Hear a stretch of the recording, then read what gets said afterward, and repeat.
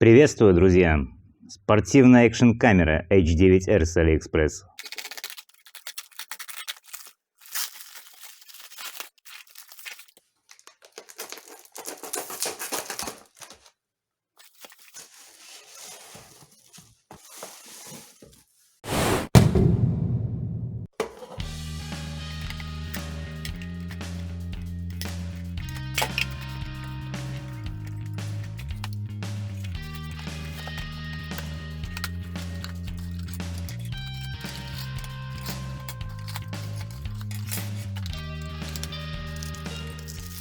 Цена на момент заказа $38.57. Это модификация легендарной H9. Чем отличается H9R от H9? Увеличилось число кадров в секунду при съемке в 4К. Теперь можно снимать 30 кадров в секунду, супротив 25, которые были в H9. Ну и есть возможность включать-выключать камеру с пульта. Но в моей комплектации его нет, я брал самую базовую. Но можно заказать его и в комплектации с пультом, но будет стоить чуть дороже. Давайте, как всегда, сразу покажу, как она снимает, а потом уже подробно про функции, комплектацию. Заявлено, что снимает видео в 4 режимах: в 4К, в 2К, в Full HD, в HD. И в этом боксе можно снимать под водой. Видео записывается на карту памяти. При заказе можно выбрать комплектацию, включающую мини-SD карту, еще называют UTF карта. Но я заказал отдельно самсунговскую. Стоит она около $5, 32 гигабайта и с высокими степенями защитности. Waterproof, то есть водозащитная, выдерживает высокие температуры, выдерживает рентгеновские лучи и также не подвержена воздействию магнита. Карта вставляется с торца камеры лицевой стороной к экрану и вставляем до легкого щелчка. Все, пошли снимать. Первое тестовое видео пишется в качестве Full HD, 60 кадров в секунду. Этот параметр настроен в камере по умолчанию. Звук пишется на микрофон камеры. Не зря я начал съемку с сосны. По иголкам и по шишкам очень хороша видна детализация камеры. Камера, конечно, не предназначена для макросъемки, но тем не менее, вот по хвойным очень хорошо оценить ее качество. И на цветах хорошо проверять детализацию. Здесь все хорошо, видно каждый лепесток. Прокатимся немного на велосипеде, прикрепив к нему камеру креплением, который идет в комплекте. Его покажу позже. Посмотрим, как она фиксирует окружение, когда мы в движении. Звук уже пишу на отдельное устройство. Как вы слышали в предыдущем видео, он довольно приглушенный. Понятно, что в камерах такого типа записи звука уделено второстепенное значение. Если бы микрофон был чувствительным, то представьте, каких жутких моментов он бы назаписывал. К примеру, тех же ударов колеса велосипеда об бордюры, свист ветра. А если вы на мотоцикле, то рев двигателя просто зашкаливал бы. Теперь поснимаю по 10 секунд фрагментов с образцами разрешения. Через YouTube, конечно, полноценно нельзя будет оценить. Сам YouTube может резать качество при загрузке видео, либо ваша скорость интернета не позволит выставить соответствующее качество. Поэтому загружу образцы в облако и дам ссылку на скачивание. Она будет в описании под видео.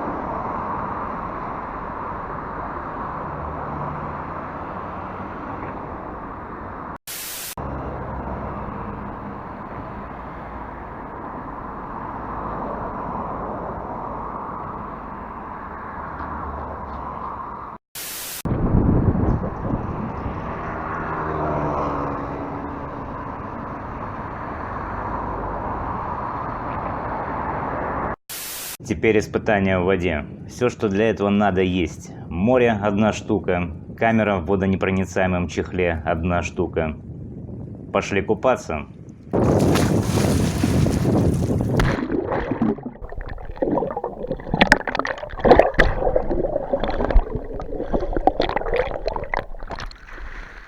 Еще один момент на проверку качества детализации съемки. Насколько четко видны брызги. С этим у камеры все в порядке. Брызги не сливаются, видны четко. Что тут сказать? Камера снимает отлично. Давайте только проверим информацию о видеофайле. Действительно она дает заявленные цифры качества и кадры в секунду. Начнем с HD качества, 120 кадров в секунду. Смотрим.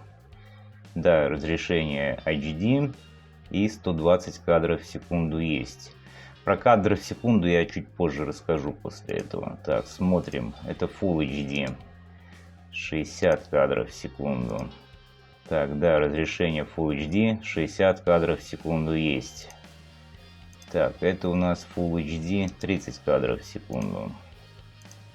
Да, Full HD и 30 кадров в секунду есть. Хорошо. 4К. Так, да, разрешение 4К, 30 кадров в секунду. 2К. Да, разрешение 2К и 30 кадров в секунду есть. Все соответствует. Для тех, кто не знает, что такое кадры в секунду. Чем больше при записи в 1 секунду входит кадров, тем лучше качество. Особенно кто играет в компьютерные игры, знают про это. Вот эти FPS и есть кадры в секунду. Чем их больше, тем четче картинка. Это можно заметить, если посмотреть замедленные прокрутки видео. Чем больше кадров в секунду, тем даже в замедленном прогоне видна лучшая детализация велосипедиста. Теперь подробно про саму камеру.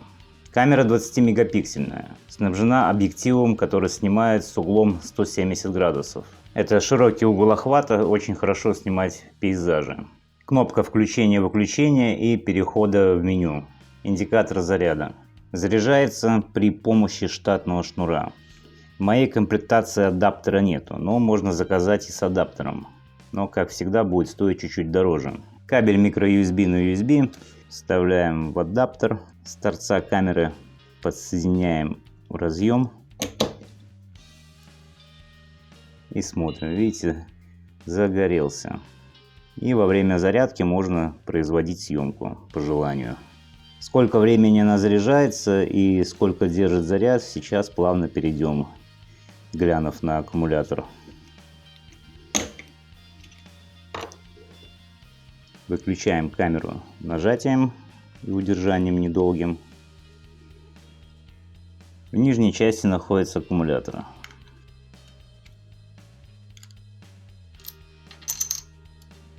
Тянем и вытягиваем.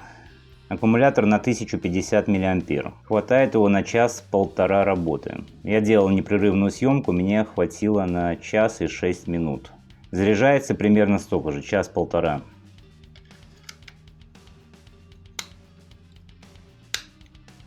С одного торца разъем microUSB и мини HDMI, то есть можете выводить свои изображения на телевизор. Но опять же, если у вас есть кабель. Базовой комплектации у меня нету. Разъем под карточку microSD вынимается нажатием и отжатием, она вылезает. Максимальный объем, который она поддерживает, 32 гигабайта. Сколько на нее влезет видео? На карточку поместится порядка 3 часов видео. В качестве Full HD это 1080 и 60 кадров в секунду.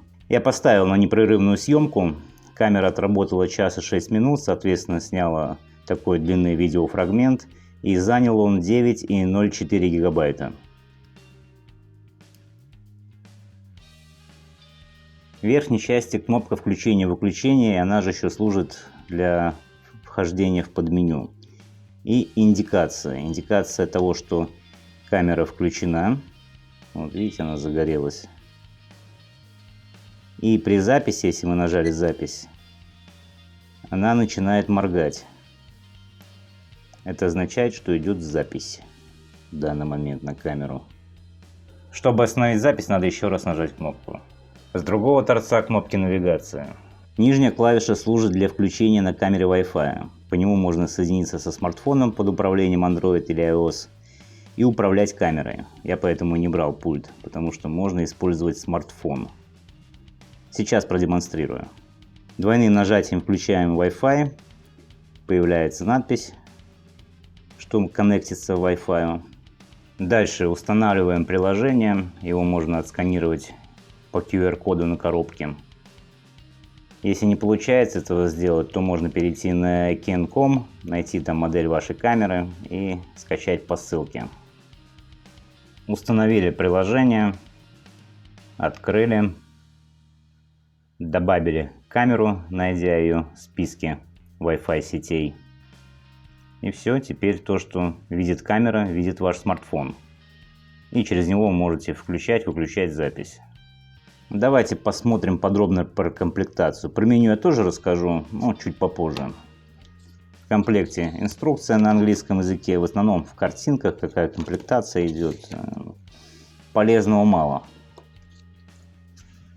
Аквабокс, с которым можно нырять, открывается просто. Сверху отцепляем защелку, вкладываем в камеру, ориентируя по кнопкам. Зацепляем и нажимаем. Все, защелкнули. Теперь можно идти нырять.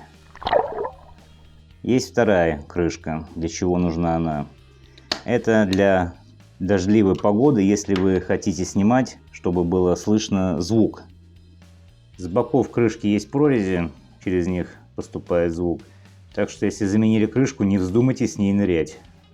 Честно говоря, я представляю, конечно, как надо поменять эту крышку, но как это технически реализовать. Она там на таком зубчатом штифте, и чтобы его выдавить, это надо хорошие усилия и плюс какая-то специальная выкладка. И здесь то же самое, на конце зубчатый штифтик. Ладно, оставим эту идею. Через Aquabox тоже можно звук записать, только тише. Второй бокс, сухой, так сказать. Вставляем камеру, тоже ориентируем по вырезам, чтобы была свободна кнопка и была видна индикация. С двух сторон резьба для крепления к штативу. Можете крепить напрямую к штативу.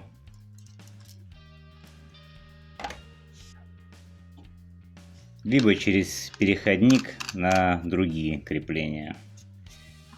К примеру, вот это, которое можно закрепить на какой-либо трубке. Моя любимая, кстати, так как оно крепится на руль велосипеда.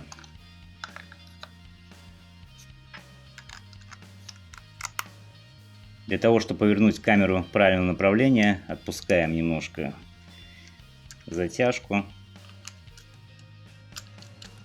Поворачиваем камеру куда надо и подтягиваем вверх. Все, камера держится.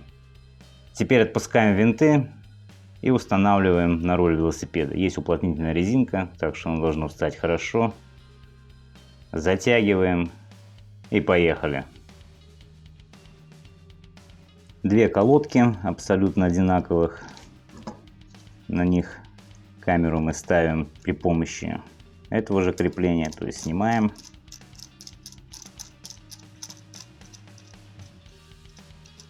И вставляем специальную колодку. Здесь есть трем-скотч, если отклеить эту бумажку. Сжимаем лапки и задвигаем в пазы. Задвинули, фиксируем лапки резинкой, чтобы они случайно не сжались и камера не выскочила. А ее уже можно клеить или закреплять на шлем велосипедиста, на шлем мотоциклиста, либо на любую другую подходящую поверхность для этого. Можно использовать ремень.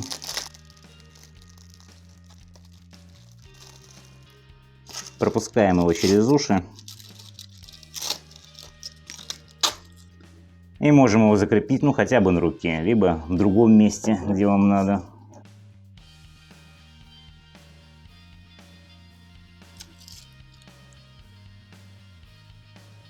Это переходник для аквабокса. Сейчас покажу. Кстати, надо показать, как снимать камеру из этого типа крепления. Поднимаем наверх, видите, здесь есть зазубрины. И выталкиваем аккуратно ее.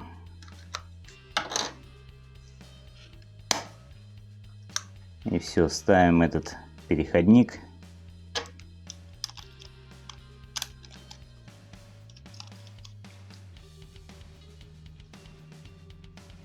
Второй переходник.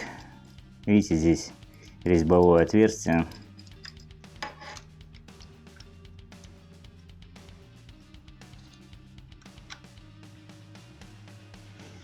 И теперь опять же можем его закреплять в аквабоксе на штатив. Мало ли мы там снимаем в дождливую погоду. Есть стяжки и тросик.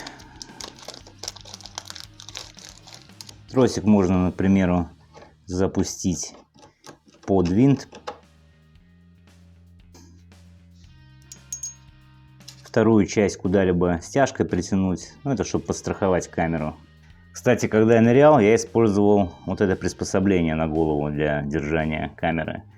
Заказывал я его отдельно, и вот оно у меня слетало с головы. Так что, если захотите использовать что-то подобное, либо придерживайте, либо как-то страхуйте. Привязывайте камеру к руке или куда-то еще на более длинном тросике, чтобы она не уплыла. Я так свою камеру еле-еле нашел. По крепежам все. Давайте теперь пройдемся по менюшке. Включаем. По умолчанию у нас английское меню и разрешение Full HD 60 кадров в секунду. Нажимая эту кнопку, мы сначала должны проскочить режим фотоаппарата. Да, кстати, он же как фотоаппарат снимает. Давайте я вам быстро расскажу и покажу, как она фотографирует. Одним нажатием мы переходим в фотоаппарат. И в этом режиме он делает один снимок. Вторым нажатием мы переходим на серию снимков. То есть одним нажатием делаем несколько фотографий.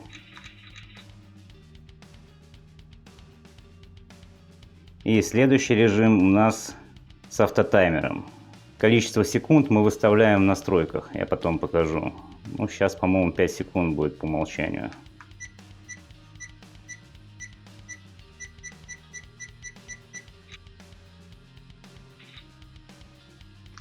И следующим нажатием, четвертым, наверное, получается, мы переходим в режим настроек.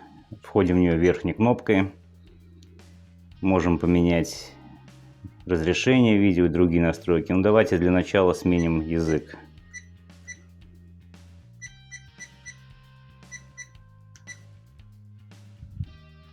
Нажатием входим внутрь, ищем нужный нам. Присутствуют тут и португальские, и немецкие. Русские есть. Давайте глянем, что еще. Ну, дальше какие-то азиатские. Для того, чтобы выйти из меню, нужно двигать кнопкой наверх, на самый,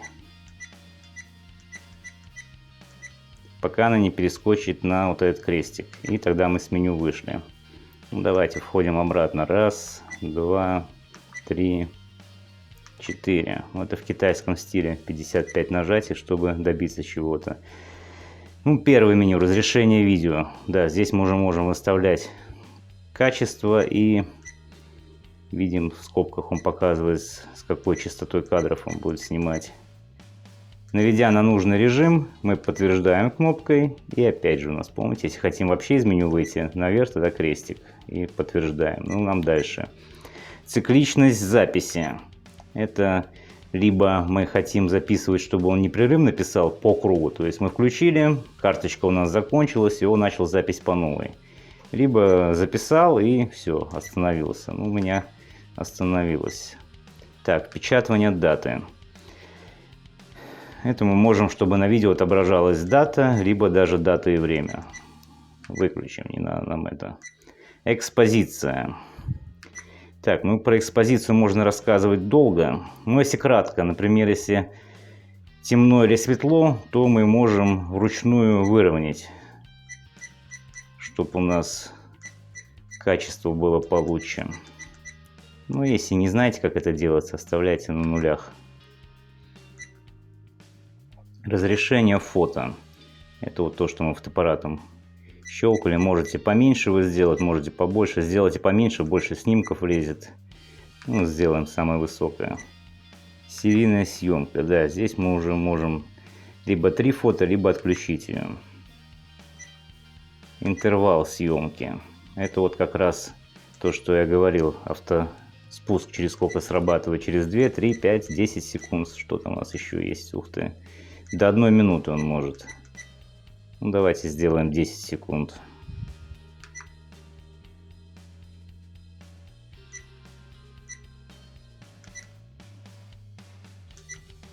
Непрерывно. Что такое непрерывно? Включено, выключено. Честно, ребята, вот не знаю. Ну, давайте выключим.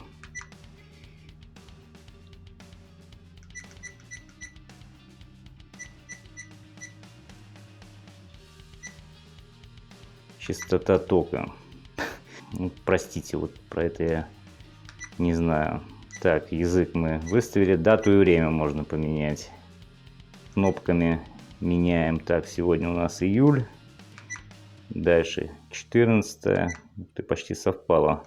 Год только 2019. Ну, время потом выставлю. Можно менять формат. То есть, чтобы сначала день, месяц, год. Год, месяц, день. Из даты выходим нажатием кнопки включения-выключения. Звуки. Что у нас там по звукам? Затвор включен-выключен. Сигнал, громкость. Мы можем громкость поменьше сделать, либо вообще убрать. Ну, пускай единица будет. Так, что-то она через крестик не выходит. Наверное, тоже этой же кнопкой выходим. Да. Поворот экрана. Для чего нужен поворот экрана?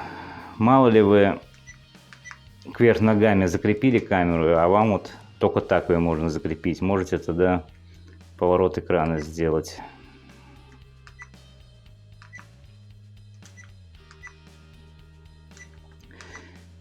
Заставка. Это если у вас камера бездействует, тухнет экранчик. Давайте сделаем 5 минут, а то, знаете, бесит, что-нибудь настраиваешь и все, он вырубает экран. Так, энергосбережение. Это опять же выключение только уже не экрана, а полностью камеры. Если, например, у вас лежит, вы ничего с ней не делаете, ничего не снимаете, она отрубает. Отформатировать карту. Ну, это если вы новую покупаете карту, ну, желательно ее отформатировать. Сброс настроек. Это опять по умолчанию сбросится на все. И, соответственно, язык тоже. Ну и здесь просто версия. Что за камера, что за прошивка. По менюшке все. Для того, чтобы посмотреть отснятые материалы, камеру надо подключить к компьютеру. Включаем его micro-USB. И USB подключаем к компьютеру. Камера у нас определяется как съемный диск. И внутри мы видим папки, где наши фото и видео отснятые. Теперь с них можем копировать на компьютер и просматривать. Есть еще один вариант без провода.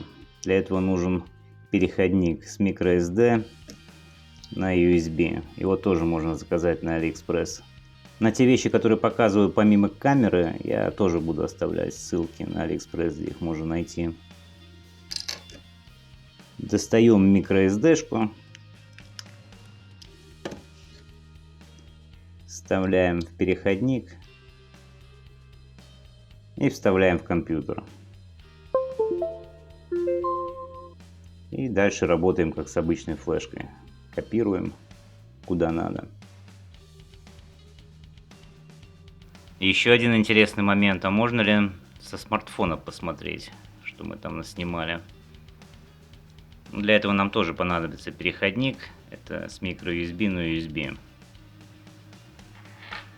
Вставляем его в смартфон, подсоединяем камеру и подсоединяемся к смартфону. Смотрим, что у нас там. Да, что-то блямкнуло. Ну-ка. Да, появилось USB накопитель. Вот. Да, видны все папки. Можем зайти. Ну-ка, интересно, проиграет. Да, смотрите, прямо с камеры все показывает. В итоге камера показала себя отлично, хорошее качество при очень приемлемой цене. Есть комплект креплений и приспособлений. Хочешь плавай и ныряй до 30 метров. Хочешь гоняй и снимай с велосипеда, самоката, скутера и тому подобному. Так что теперь буду эту камеру нещадно эксплуатировать. Если есть какие вопросы, задавай в комментариях.